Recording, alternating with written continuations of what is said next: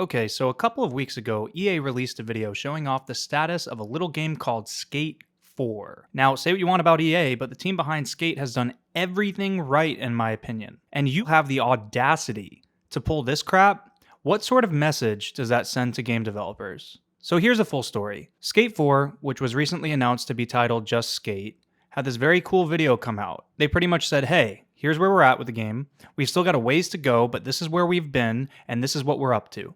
The community, including myself, loved it. Never have I seen a developer be so transparently upfront with their audience.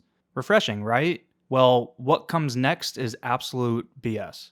So naturally, this raised some new hype for the game with EA and the developers at Full Circle announcing a playtest at the end of the trailer. People started looking all over the internet for more Skate videos and began to get curious about the game again. Almost inevitably, a pre-alpha test version of the game leaked. Now, again, say what you want about EA, but the developers of Skate do not deserve this.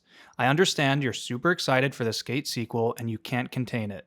I am too. I've been an avid Skate fan since the first one. But Full Circle went out on a limb here and peeled back the curtain for what was supposed to be a mature audience. I mean, the last game came out in 2010. The youngest original Skate fans are minimum 16 years old. When a developer respects their audience enough to make a trailer like Full Circle did, it's a big move.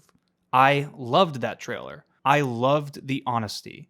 And clearly they trusted their fan base. Unfortunately, the Skate audience didn't reciprocate because now YouTubers and streamers are taking advantage of the hype. They are currently downloading a version of the game that EA didn't want to be made public, and several channels are getting clicks or views for it. It's just so wrong on so many levels and totally disrespectful to the developers. Now, I'm hoping this is just a small amount of people and the rest of the fan base is actually respecting EA's wishes, but Full Circle clearly doesn't want you playing this leaked version of the game. They even commented on the leak by saying, quote, "We're aware of an earlier version of the game that has been distributed without our authorization. This build is from September 2021 and was never intended for external use. While we understand you're excited to get into the game, we encourage you to be careful when downloading files from unknown sources and remind you of the potential consequences of breaking EA's terms of service." Again, they clearly don't want you playing this leak, and I ask that you stop watching these leak videos.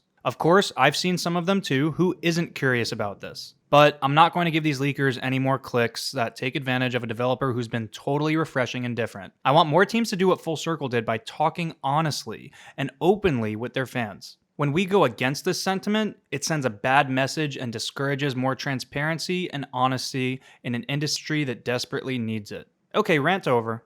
It was just announced that Skate will be free to play, but I'll save that for another day.